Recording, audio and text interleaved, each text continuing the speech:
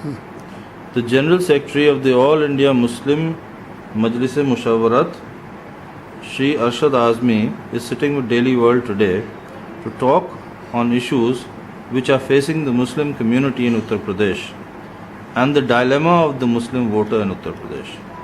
Mr. Azmi, would you be kind enough to enlighten our viewers onto what the problems facing Muslims in UP today are? There is so many problems such as Uttar Pradesh क्या पूरे हिंदुस्तान के मुसलमानों के हालात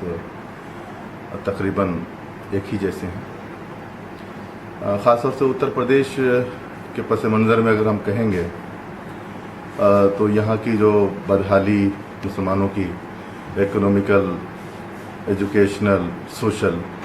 कई एतबार से पीछे हैं और इसकी वजह ख़ास तौर से देखा जाए तो पिछड़ी बिरादियों के अपलिफ्टमेंट के लिए जो गवर्नमेंट के रुझान रहे हैं इन 15-20 सालों में वो बहुत ही नाकारा रहे हैं और कहीं ना कहीं से पक्षपात और उसकी नज़र हो गया है मुसलमान। ख़ास तौर से अगर देखा जाए तो एजुकेशन की फील्ड में जो ड्रॉप आउट चल रहे हैं 6 से 7 क्लास तक जो एडमिशन्स और मुस्लिम बच्चों के जो एडमिशन्स हैं उसमें कोई कमी नहीं होती है, लेकिन हाई स्कूल तक पहुँचते पहुँचते ड्रॉप आउट हो जा रहे हैं। उसकी वजह लैक ऑफ मनी है और गवर्नमेंट की तरफ से जो मदद होनी चाहिए वो नहीं हो पाई। तो इकोनॉमिकल बैकग्राउंड और एजुकेशनल बैकग्राउंड दोनों एक दूसरे के पूरक होने की वजह से मुसलमान काफ़ी पीछे चला गया है। ये सारे मसाइल, ये सारी चीज़ें अपनी जगह पे हैं, वो हैं और चलती रहेंगी, उसके लिए कोशिश भी चलती रहेगी। लेकिन जो सबसे बड़ा मुसलमानों का मसला है जो साइको टेरर में रखा जा रहा है, उसको हर कुछ दिन बाद फसादात के मुंह में झोंक दिया जाता है। अपनी इकोनॉमिकल, एजुकेशनल व्यवस्था सुधारने की जहाँ कोशिश भी करता है उसका सारा रुझान जो है वो अपनी सिक्योरिटी के ऊपर केंद्रित हो जाता है। सबसे अफसोस की बात यह है कि अगर कुछ इंतहा पसंद तंजीमें जो मुल्क में फसाद कराना चाहती हैं, मुल्क के माहौल को ख़राब रखना चाहती हैं, वो अपना काम कर रही हैं और करती रहेंगी। लेकिन हमें सबसे ज़्यादा अफसोस अगर होता है तो उनके कारनामों को मूक दर्शक बनी सरकारें जो सिर्फ तमाशा देखती रहती हैं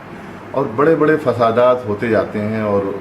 वो पूरे तरीके से कामयाबी उनको मिल जाती है। सबसे बड़े जो अफसोस की बात है वो ये है, देश का मुसलमान जो कि हिंदुस्तान के लिए पूरे तरीके से समर्पित है, कुर्बानी देता रहता है, वक्तन फ़वक्तन अपनी पूरे तरीके से साबित करने की कोशिश भी करता है कि हम इस देश के हितैषी हैं, देश के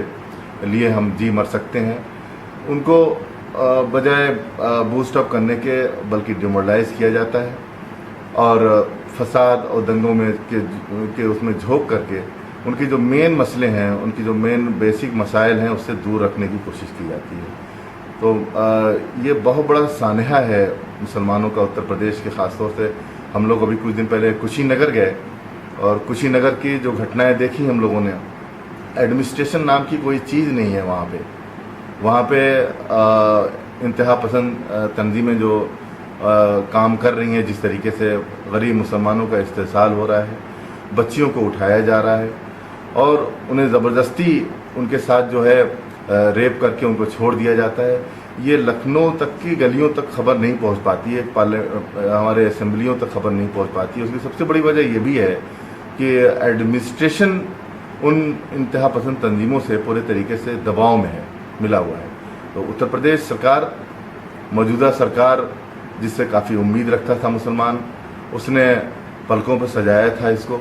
और अपने खून से सींचा था इसको, तब जाकर उत्तर प्रदेश में ये सरकार बना पाए थे। लेकिन सरकार बनते ही इन्होंने